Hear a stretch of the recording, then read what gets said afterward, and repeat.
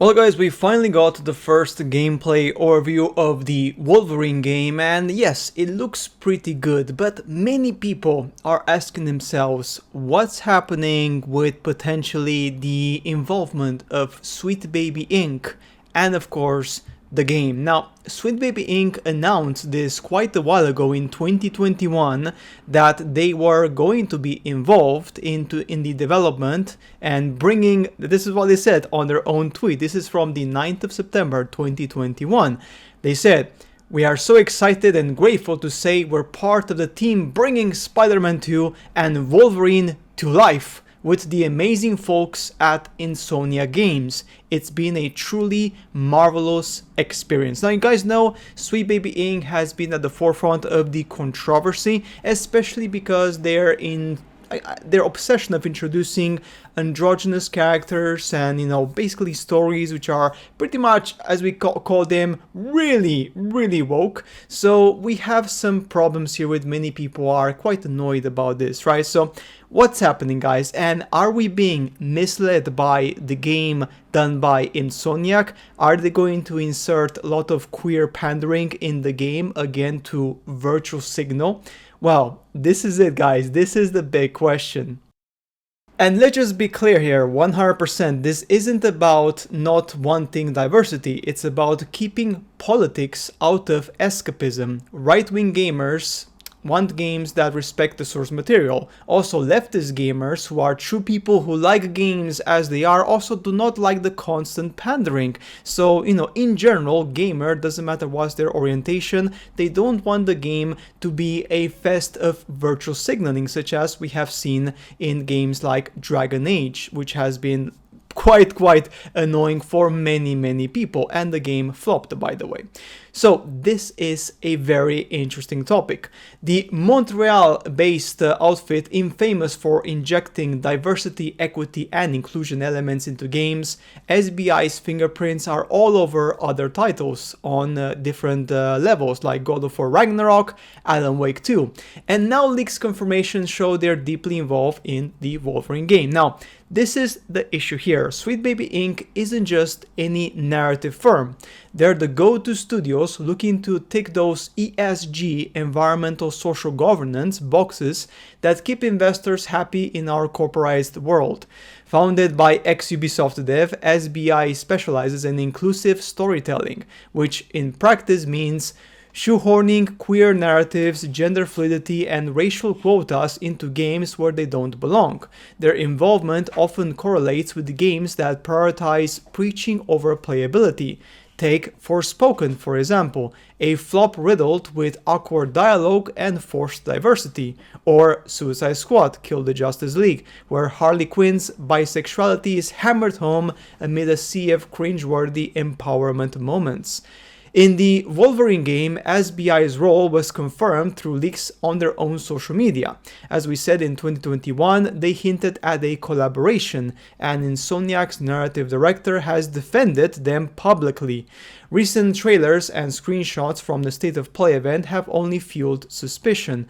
Fans are already dreading a repeat of the Insomniac's latest Spider-Man outlink, where the studio turned New York into a rainbow parade float. If SBI is calling shots on story beats, expect Wolverine rough edges to be sanded down in favor of nuanced explorations of identity. Logan, the ultimate lone wolf anti-hero, might end up attending sensitive training or bonding over shared traumas with side characters designed to represent every letter in the LGBTQ+ alphabet. This isn't speculation, it's pattern recognition. SBI's track record show they don't just consult, they reshape narratives to align with leftist ideas which are on the extreme. In a world where conservative and constantly are demonized as bigots for wanting apolitical entertainment, SBI represents the infiltration of identity politics into every corner of culture. Gaming should be a meritocracy. Great stories win, bad ones flop. But with Sweet Baby Inc., it's about ideology first and fans last. To understand the threat of Wolverine, look no further than Spider-Man 2. 2023's Insomniac previous PS5 blockbuster. What started as a promising sequel to the web-slinging saga devolved into a virtue signaling mess, courtesy of the same studio now handling Logan. In Spider-Man 2, New York City is plastered with pride flags, transgender symbols, and murals celebrating queer icons. One side mission involves Miles helping a deaf artist propose to her girlfriend in a park festooned with rainbow everywhere. It's not subtle, it's a lecture wrapped in a gameplay. It's almost like you're attending a HR lecture on inclusivity by literally playing the game. So they're literally trying to manipulate your brain and re-educate you literally by playing the game. Critics from the right have said that this is blatant pandering. Why does a game about fighting symbiotes need to push LGBTQ+ themes? It doesn't make any sense. Spider-Man has always been about responsibility, great power, and punching villains, not about affirming identity. So again, you can see it's been shoehorned in there for no reason whatsoever. Yet Insomniac crammed it in, alienating a chunk of their audience who just wanted to swing through the city without being reminded of the latest cultural battles. Sales were strong, but online backlash was quite fierce. It lit up with the complaints such as woke Spider-Man diluting the hero's essence, and also we see that they've even potentially cancelled some expansions for the game because the sales were not as big as Sony actually expected. They expected massive, huge, humongous sales. They were great, but they were not what Sony was actually expecting with the investment they made into the game. Now, with Sweet Baby Inc. on board for Wolverine, history is poised to basically repeat itself. Leaks suggest the game will explore Wolverine's inner demons through flashbacks and relationships that could easily veer into queer territory, as you can imagine. Remember, the X-Men franchise has long been a metaphor for civil rights, but modern adaptations twist it into explicit LGBTQ+ allegories. In the comics, Mystique and Destiny's relationship is canonically queer, but is often handled subtly. Under Sweet Baby Inc.'s influence, expected to be front and center, perhaps with Wolverine's grappling with his own fluid alliances or mentoring a non-binary mutant sidekick, for example. I don't know. This is just, of course, we're just making speculation here, but it's a possibility. This isn't organic storytelling, it's basically forced. These elements distract from the core gameplay and alienate traditional fans. Games like The Last of Us Part 2 prove that. Abby's muscular androgynous design and the game's heavy queer themes sparked boycotts and review bombing. Wolverine risks the same fate in polarizing pronouns over plot. Why can't we have a game where Logan just claws his way through enemies without a side quest about the gender identity? Speaking of the character sabotages, let's talk about the elephant in the room, or rather the blue-skinned shapeshifter in the room, Mystique. In recent Wolverine trailer, Raven Darkholme appears in all her glory, but fans are howling in outrage. Gone is the sultry, seductive villainess from the comics and films, replaced by a frumpy, androgynous figure that looks more like a rejected Klingon from Star Trek than a mutant temptress from the game. Complaints are flooding on X and Reddit. Mystique looks ugly as hell, as many people say. One user posted, comparing her to a transgender person in a swipe that may seem as the desexualization of the character.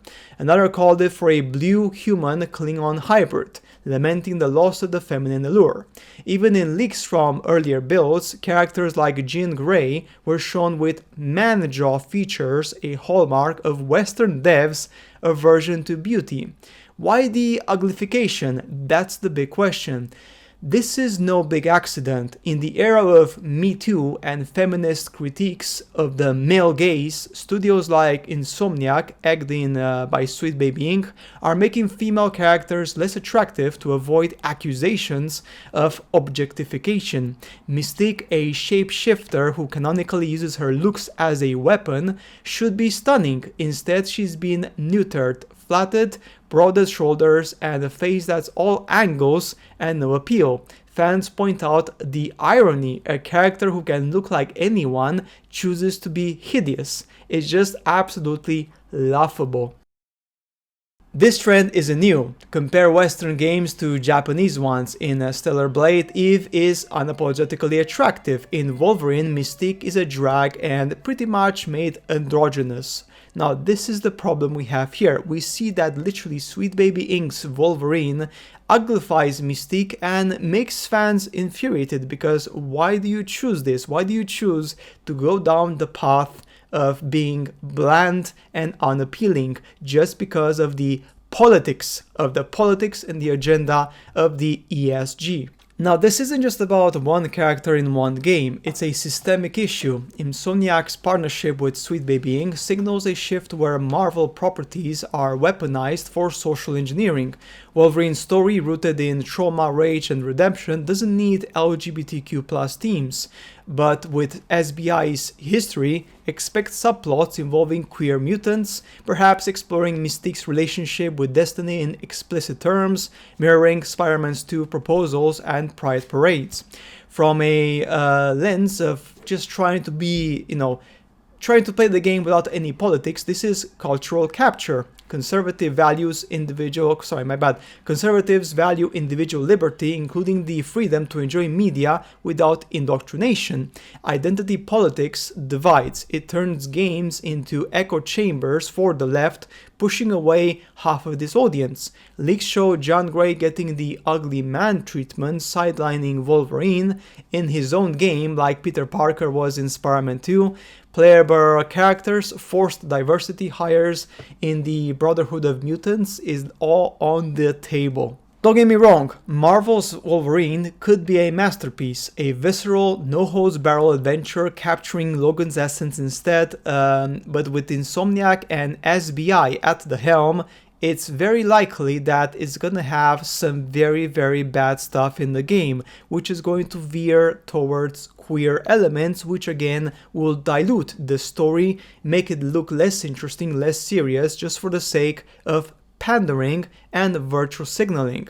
Again, remember guys, this may or may not happen, but you have to be aware they could literally pull this one again. People were really angry with Spider-Man because in Spider-Man the pandering was pretty obvious, it was crazy, right? So again, in this game, we don't need the pandering, we don't need that constant, I would say, finger pointing or virtue signaling in a game about Wolverine. Like, leave the politics outside, focus on the action, focus on the character Wolverine, focus on his journey, but don't bring in all these, side subplots of, queerness, because these do not add any value to the game per se. All they do is basically show you that they're doing this because of the ESG agenda, and because they're forced to do it because they took loans from BlackRock and Vanguard, and now they have to pay it back by introducing these things into the game.